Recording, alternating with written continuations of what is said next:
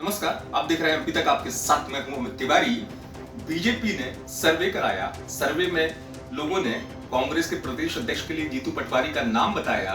जीतू पटवारी पहली पसंद बनकर उभरे, सर्वे में अव्वल आए, लेकिन उसके बाद जब सामने आए तो इतने गुस्से में नजर आए कि बीजेपी पर जमकर भड़के जीतू पटवारी और कह दिया कि सर्वे तो हमने भी कराया है। सुनिए।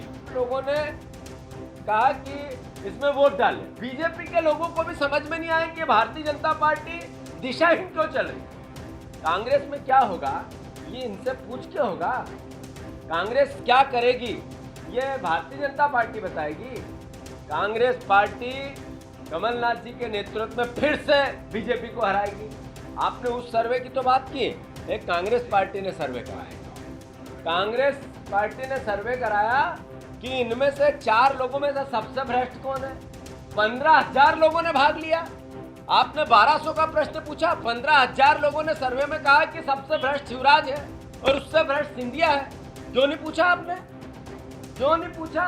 इसका भी तो सवाल पहला बनता है कि सबसे भ्रष्ट मुख्यमंत्री हमारे प्रदेश का बैठा और आप लोगों ने वोट डाले। हमने तो कहा चलो हम तो विपक्ष के हो सकते हैं, पर लोगों ने कहा कि हाँ मेरा मुख्यमंत्री, इस प्रदेश का मुख्यमंत्री जिसने सत्ता पर डाका डाला वो मुख्यमंत्री सबसे भ्रष्ट है।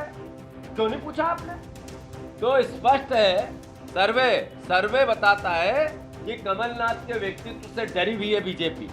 डरा हुआ है शिवराज सिंह चौहान और डरा हुआ है सारी भारतीय जनता पार्टी का एक वो लोग जिन्होंने सत्ता के हथियाने में अपने आप को भागीदार बनाया था। जीतू पटवारी को सुना आपने, कह रहे हैं कि सर्वे तो हमने भी कराया और भ्रष्ट मुख्यमंत्री का कराया है कि कौन है सबसे ज्यादा भ्रष्ट मुख्यमंत्री। उनके सर्वे में तो कम लोगों ने वोट किया था, हमारे सर्वे में ज्यादा लोगों ने वोट किया है।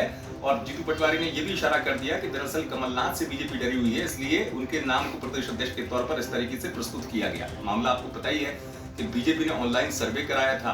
उस ऑनलाइन सर्वे में ट्विटर के माध्यम से 3 नाम दिए गए थे कि कांग्रेस के प्रदेश अध्यक्ष किसको होना चाहिए। जीतू पटवारी नाम था, सज्जन सिंह वर्मा नाम था, जयवर्धन सिंह नाम था।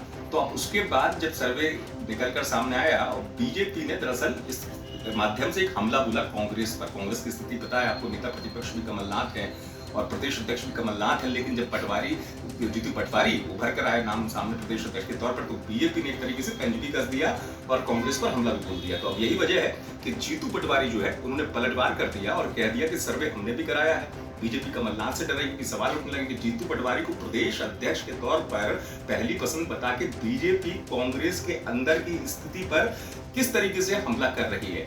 यही वजह है कि अब जीतू पटवारी सामने निकल कर आए और जमकर पलटवार कर दिया। तमाम चीजें कह दी उन्होंने कि बीजेपी डरी हुई है, बीजेपी जो है कमलनाथ के नाम से डरती है, इसलिए इस तरीके के सर्वे कराती है। सर्वे तो हमने भी कराया है और उस सर्वे में भ्रष्ट मुख्यमंत्री हमने पूछा है। तो कुल मिलाकर एमपी की सियासत में अब ये जो सर्वे वाला अध्याय है, ये सर्वे वाला अध्याय जो है सियासी वार और पलटवार के तौर पर उभर कर निकल कर सामने आ रहा है, जिसका जवाब बीजेपी के सर्वे का जवाब जीतू पटवारी ने दिया है अपने इसी अंदाज से। यही वजह है कि सियासत की इस धार में अब जीतू पटवारी का ये पलटवार बीजेपी के लिए है और सीधा संदेश दे दिया कि नेता तो कमलनाथ है। दरअसल मायने ये उठने लगे थे कि कमलनाथ के रहते हुए जीतू पटवारी का नाम उछाल कर बीजेपी क्या कहना चाहती है। तो यही वजह है कि जीतू पटवारी ने अब कर दिया है पलटवार और बीजेपी पर ही सवाल खड़े करते हैं। आप देखते रहिए एमपी तक।